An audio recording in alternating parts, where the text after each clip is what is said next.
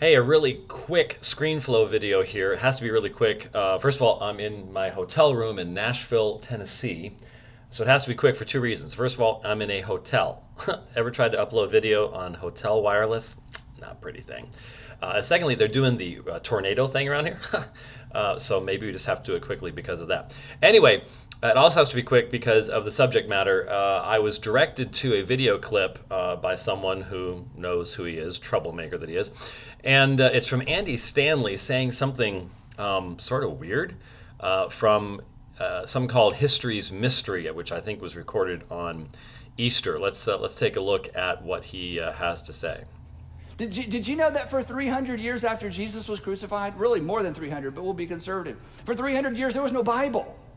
Nobody got together and had Sunday school classes. Then no one stood up in front of a group like this and said, turn to Ephesians or turn to John or turn to Matthew. They had no New Testament for really more like 400 years. The phrase New Testament, first time it appeared was 250 years after Jesus was crucified. Well, that's interesting. Didn't have a Bible for 400 years. So what were they quoting all that time that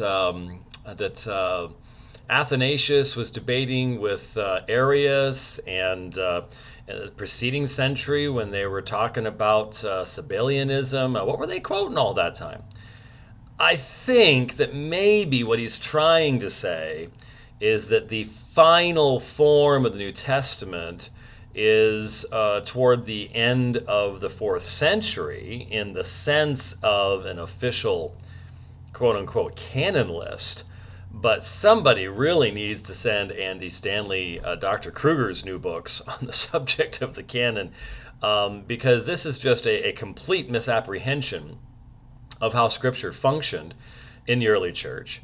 The fact that the Old Testament was normative and well known what its extent was, and that the New Testament Scriptures, from the time that they were written, likewise functioned in that way, even during the period of time where there would be some areas in the early church that didn't know of all of Paul's writings or Hebrews, and there was differences in East and West regarding the book of Revelation, the book of Hebrews, and things like that. But especially as we see in the early papyri collections of books, the gospel manuscripts, in other collections such as Paul's books gathered together around 200 A.D.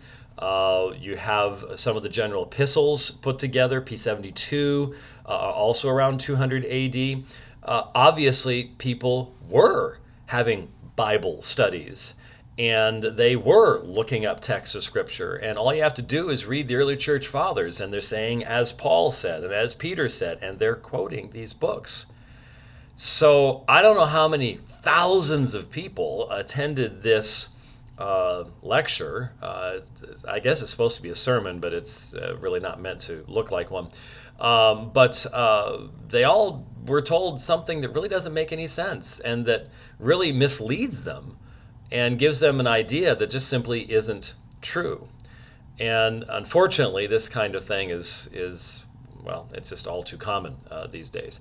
And we need to try to bring some correction where we possibly can. So if somebody has Mr. Stanley's ear, they might want to, maybe provide some correction for him on that because it really didn't make a whole lot of sense what he said, and could cause a lot of people to wonder about the reliability of the New Testament, where it came from, how we got it.